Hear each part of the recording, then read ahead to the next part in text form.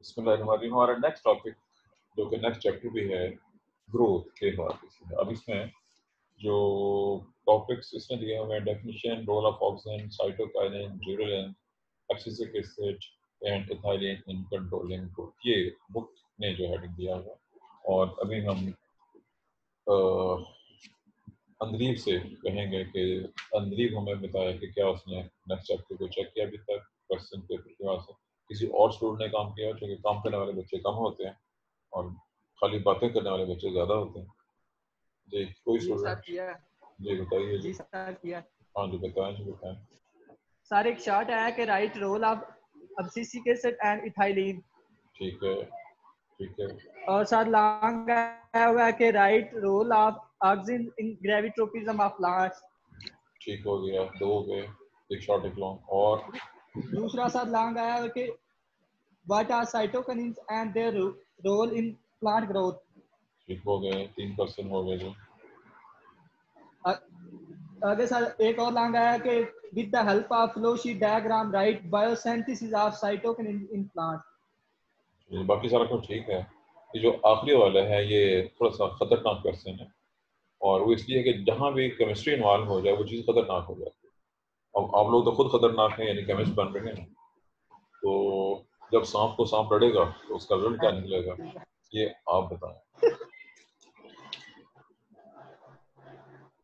Sir एक और सवाल है, यानी कि आउट ऑफ सिलेबस है, write role of phytochrome in higher plants. ये लॉन्ग भी आया हुआ है और शॉर्ट भी आया हुआ है। हाँ, ये अगले चैप्टर से, ये इस चैप्टर से नहीं है, ये सेपरेट मुझे देखना पड़ेगा, सिलेबस को देखना पड़ेगा, क्योंकि मैंने सिलेबस पूरा नहीं देखा, मैंने सिर्फ आज यही देखा था कि ये वाला शामिल है। लेकिन बहरहाल इसको देखना पड़ेगा कि ये इसी में से बनता है या किसी और में से ये जो है, ये अगले चैप्टर में होना चाहिए मेरे हिसाब से।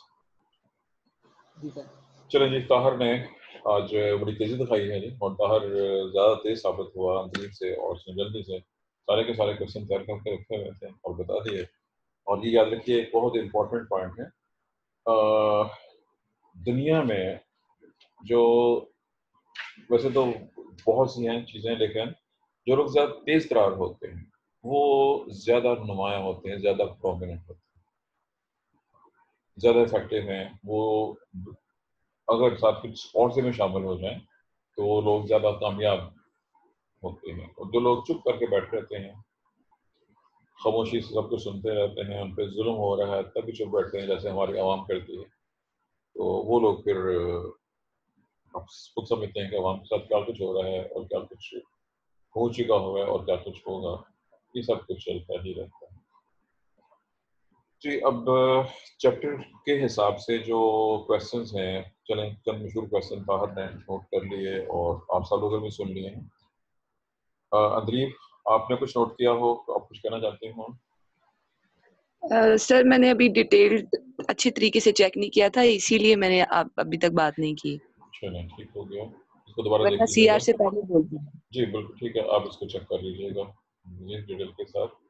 चलिए जी, अब अगर तो हम सिर्फ सिलेबस को सामने रखते हैं तो फिर तो बहुत सी चीज़ें ऐसी हैं जो कि हमें नहीं करनी चाहिए। किताबों में बहुत से टॉपिक दिए होते हैं, बहुत सी बातें होती हैं, उन सब का ताल्लुक, चूँकि इसमें तो इवन इंट्रोडक्शन का इसमें तो डेफिनेशन दी है, इंट्रोडक्शन के अंदर हम बहुत चीज़ों को शामिल कर सकते हैं, लेकिन इसने ग्रोथ की सिर्फ डेफिनेशन दे के मसला हल कर दिया और आगे डायरेक्टली हार्मोन्स का नाम और रोल। अब सिलेबस में उसने सिर्फ उनके नेम्स और रोल पूछा हुआ है, इसका मतलब उसने उसकी हिस्ट्री को डिस्कस नहीं किया। और रोल के अंदर जो सवाल अभी उसने पॉइंट किया था ताहर ने, जो बायोसिंथेसिस है वो रोल का हिस्सा नहीं होती। बायोसिंथेसिस क्योंकि सिलेबस की वर्डिंग है रोल ऑफ, किसी भी हार्मोन का नेम देकर रोल पूछा है तो वो करता क्या है, उसमें उसकी सिंथेसिस, उसकी हिस्ट्री, उसकी डिस्कवरी इसमें शामिल नहीं है। लेकिन बहरहाल छोटे मोटे जो जनरल नॉलेज के चंद एक जो पॉइंट्स होते हैं, मैं कोशिश करूँगा कि उनका जिक्र साथ साथ कर दूँ, ताकि अगर कोई एमसीक्यू वगैरह के अंदर कोई चीज़ पूछ लेता है या वैसे कोई एग्जामिनर वाइवे में पूछ लेता है तो आप उसका जवाब दे सकें। और ये भी याद रखिएगा, ये मैं एक पॉइंट बताता हूँ आपको कि यहाँ पे हम बीएस के लिहाज से पढ़ रहे हैं, बीएस का अपना सिलेबस है, हम सिलेबस को सामने रख के लेके चलते हैं, पेपर्स को सामने रखते हैं जी, पेपर्स में क्वेश्चन के स्टाइल क्या आ रहे हैं। लेकिन आपने नोट किया होगा कि पेपर सेटर जब चाहे वो सिलेबस से हट के कोई ना कोई क्वेश्चन दे देते हैं। आपने इससे पहले कुछ ना कुछ आपने देख लिए हैं, या जिस तरह की जो और चीज़ होती है थर्ड सेमेस्टर में आपने देखा कि एक टॉपिक में से 25% पेपर बना दिया और जो बाकी सिलेबस था जो कि 99% बनता है उसमें से बाकी यानी इस तरह की चीज़ें हो जाती हैं गड़बड़ कभी कभी। जब आप जाएंगे मार्केट में, मेरा मकसद है कहने का, जब आप जॉब के लिए अप्लाई करेंगे वहाँ जब आपसे सवाल किया जाएगा तो फिर हम वहाँ पे आप ये नहीं कह सकेंगे ये हमारे सिलेबस में नहीं था। फिर सुन लीजिए, जब आप जॉब के लिए जाएंगे, खा आपका रिटन एग्जाम हो या आपका जस्ट ओरल एग्जामिनेशन हो, वहाँ जो सवाल पूछने वाले हैं वो सब्जेक्ट से पूछेंगे, वो सिलेबस से नहीं पूछेंगे। और अगर आपको सब्जेक्ट पे ग्रिप नहीं है, आपने सिर्फ सिलेबस को सिलेक्ट तैयार किया हुआ था, तो वहाँ पे आप मार खा जाए। ये मेरी बात याद रख लीजिएगा, बल्कि इसको लिख के रख लें। जब जिस दिन आपका पहला ही कहीं पे वाइवा या ओरल एग्जाम होगा या रिटन एग्जाम होगा, आपको उसी दिन पता चल जाएगा मैंने कब क्या कहा था। याद रहेगी बात के नहीं? जी सर। चलें जी, अब चूँकि सिलेबस के लिहाज से तो ग्रोथ में उसने बेसिक्स तो कुछ रखी ही नहीं है, लेकिन मैं चाहता हूँ कि मैं थोड़ा बहुत इसका इब्तदाई तारुफ आपको बताऊँ। या देखिए कि जब हम चूँकि हम प्लांट के बारे से बात कर रहे हैं, प्लांट्स में जब ग्रोथ की बात होती है, आपने इंटर लेवल के ऊपर एक बहुत मशहूर डायग्राम देखी हुई है सेकंड ईयर में थी गाल में। इसमें रूट के अंदर ग्रोथ के 3 जोन्स दिखाए गए थे, लिखे हुए 4 थे, दिखाए हुए 3 थे। Zone of cell division, zone of cell elongation, zone of cell maturation या डिफरेंशिएशन। मैच्योरेशन डिफरेंशिएशन एक ही होती है।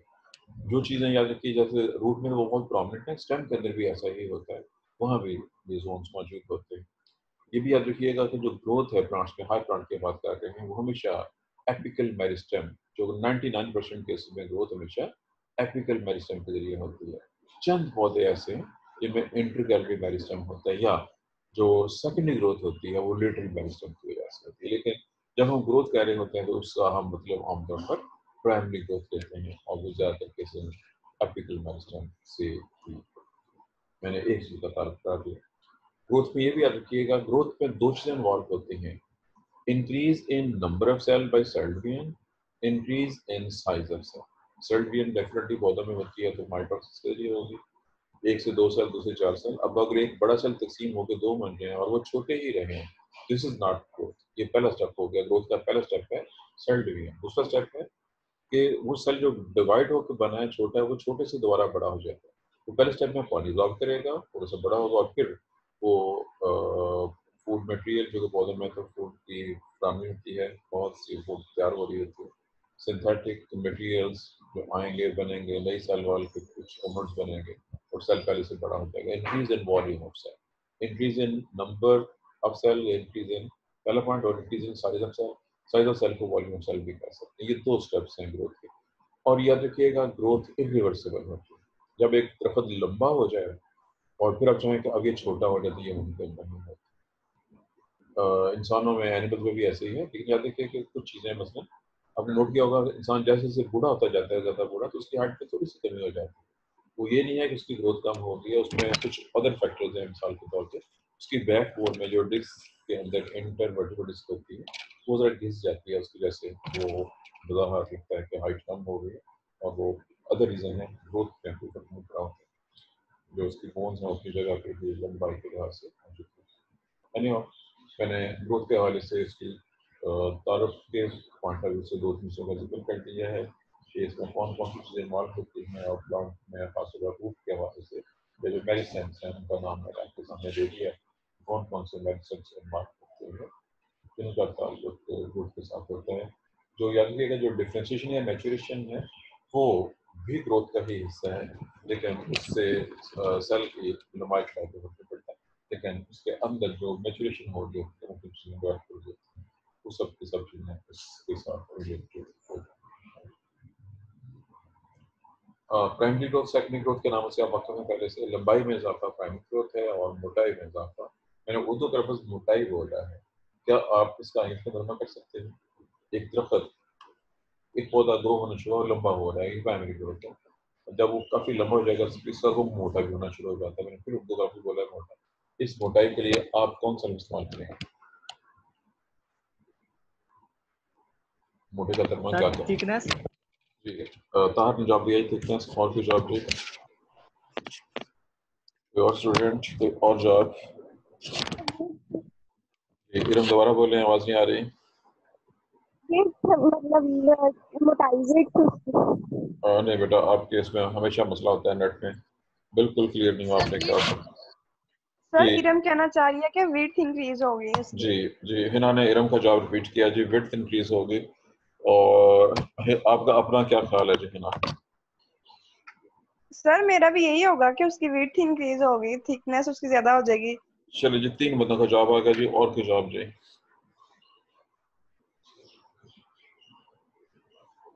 क्लास में और बहुत से बच्चे हैं जी, अगर वाकई आप में आपको स्टूडेंट समझते हैं तो कोई जवाब देना चाहता हो, या वाकई बच्चे हैं स्टूडेंट नहीं? विद थिकनेस ही होगी उसकी चलें जी इंक्रीज। 4 जवाब हो गए हैं जी। आशा याकूब का जवाब आ गया। और जी कोई?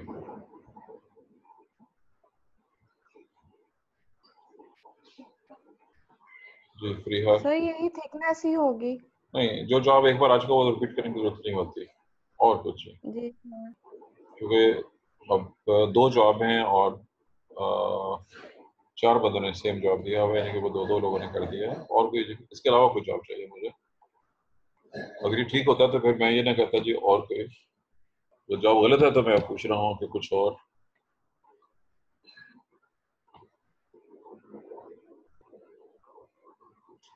चलें, आपके हाथ में, आपके पास कोई ना कोई किताब पड़ी होगी। साइटोप्लाज्म की ग्रोथ मतलब जो सेल के साइटोप्लाज्म है वो बड़े हो रहे होते हैं इसलिए वो। नो नो नो, पौधों की हो रही है, आप सेल के अंदर चली गई हैं जी। सवाल दोबारा सुन लीजिए। मैंने ये बात कही है कि एक जब बीज से पौधा होता है तो पहले वो लंबा होना शुरू होता है। जब वो कुछ लंबा हो जाएगा उसके बाद फिर वो मोटा। मैंने उर्दू में 2 लफ्ज बोले हैं, लंबा और मोटा। मैंने उर्दू के लफ्ज बोले हैं। मैं इंग्लिश में या टेक्निकली हम कौन सा लफ्ज इस्तेमाल करें? अब मेजॉरिटी क्लास का जवाब आया है थिकनेस, विड्थ, और एक और जवाब क्या था जी आपका? किसी और ने भी जवाब दिया था। विड्थ का जवाब आया है, थिकनेस का जवाब आया है, और कोई जवाब नहीं था? बस ये सर दो। गिर्थ का भी जवाब है, गिर्थ और सर डायमीटर इंक्रीज होने का। जी ताहर ने जो जवाब दिया है मैं असल में वो सुनना चाह रहा था। इसमें जो टेक्निकल लफ्ज है वो गर्थ है, GIRTH। इसका टेक्निकल लफ्ज जो इस्तेमाल होगा पौधे की मोटाई में इजाफा, उसको 2 लफ्जों में हम 2-3 लफ्ज है जो इस्तेमाल कर सकते हैं। मैंने जानबूझ के उर्दू का लफ्ज बोला था मोटा। मैंने जानबूझ के उर्दू का लफ्ज बोला है। मैं यही देखना चाह रहा था कि आप सोचते भी हैं कि नहीं सोचते हैं, और सुनते भी हैं कि नहीं सुनते हैं। अब आपके पास कोई ना कोई किताब पड़ी होगी, उस किताब को पकड़ें। Have a book. बताएं कि किताब की लंबाई है कि नहीं है। अगर ये लंबी है तो किधर से किधर को लंबी है? किताब में लंबाई है कि नहीं है? सर नीचे से ऊपर।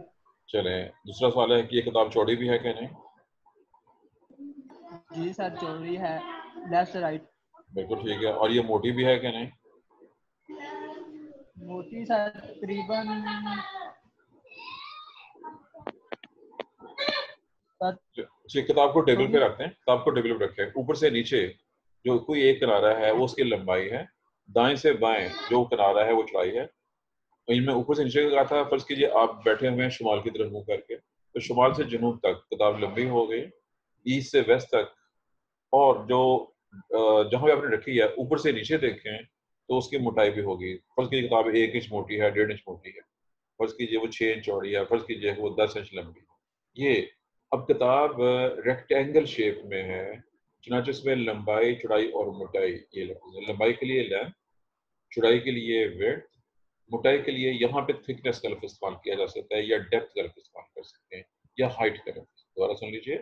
किताब में आप लेंथ, विड्थ और थिकनेस या हाइट या डेप्थ ये लफ्ज हैं किताब के लिए। ये स्क्वायर है। अब जरा सोचें क्या दरख्त किताब जैसा होता है?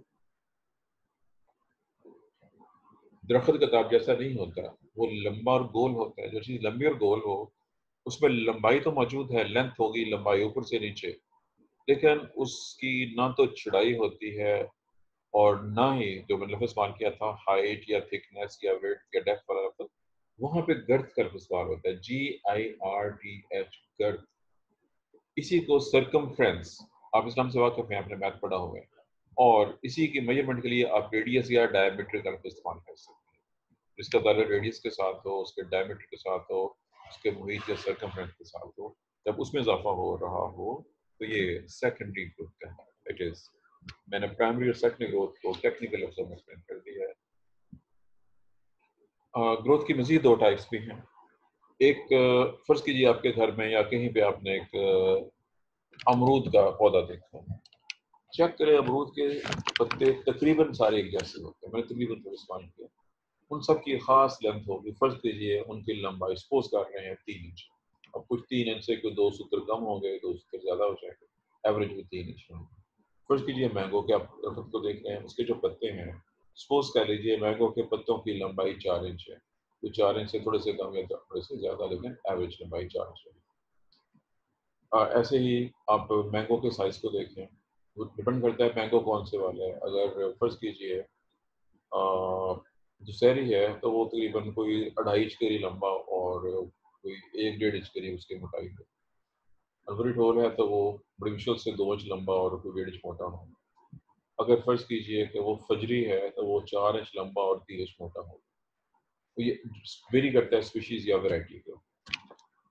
ये तो हो गए जी वो चीज़ें जो फिक्स हैं, फूल सारे के सारे एक ही साइज के हैं। लेकिन अगर आप दोबारा देखें कि आपसे पूछा जाए कि फलां पौधे की रूट कितनी है, रूट्स डिवाइड होती हैं और उनकी लंबाई वेरी कर सकती है, बहुत छोटी हो सकती है, बहुत ज़्यादा।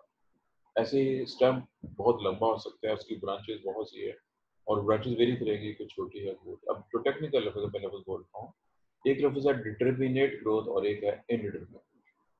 जिस जो मुतय्यन हो कि पत्ता बस इतना ही होगा, फ्लावर बस इस साइज़ का होगा, वो डिटर्मिनेट है। और ब्रांचेस और रूट्स जो हैं, जो कि इनडेफिनेटली बहुत लंबी हो सकती हैं, वेरी करती हैं, बहुत छोटी से बहुत दूर तक, वो इनडिटर्मिनेट कहलाती हैं। बहरहाल मैंने बहुत सारी छोटी-छोटी टेक्निकल टर्म्स थी, वो आपके सामने एक्सप्लेन कर दी है। अब दूसरा पॉइंट है जी कि इस ग्रोथ को कौन कंट्रोल कर रहा है? हमारे इस चैप्टर के लिहाज से आपकी बुक ने कुछ हार्मोन्स का नाम दिया है, ये सब फाइटो हार्मोन या प्लांट हार्मोन्स कहलाते हैं। इन्हीं को ही ग्रोथ रेगुलेटर्स भी कहते हैं। They are also called growth regulators. याद रखिए ग्रोथ रेगुलेटर के दो किस्म के हैं, कुछ ऐसे हैं जो ग्रोथ को ज्यादा करते हैं और कुछ ग्रोथ को रोकते हैं, रोकने वाले इनहिबिटर्स कहलाते हैं। एब्सिसिक एसिड मिसाल के तौर पर ग्रोथ को रोकने वाला हार्मोन है। फिर बाकी मोस्टली जो हार्मोन्स हैं वो आमतौर पर ग्रोथ को स्टिमुलेट करते हैं, तेज करने वाले। यहाँ पे हार्मोन्स का ग्रोथ का तारक हमारा पूरा है। ये एक हिस्सा हमारा मुकम्मल हो गया जी। मैंने तारक लंबा कर दिया, आपकी बुक में तो डेफिनेशन कही थी, मैंने डेफिनेशन के साथ मुख्तल का तमाम तक चीज़ों को रिवाइज किया। यहाँ तक कोई क्वेश्चन अगर है तो पूछ सकते हैं। आपको टाइम 10 बजे तक है जी। किसी का क्वेश्चन हो तो यहाँ तक पूछ सकते हैं, क्योंकि ये डिटेल सिलेबस पे नहीं है। मैंने चीज़ों को मुख्तसर तौर पर इनका तारुफ आपको करा। अगर कोई सवाल नहीं है तो फिर मैं आगे टॉपिक पूछ जाऊँ।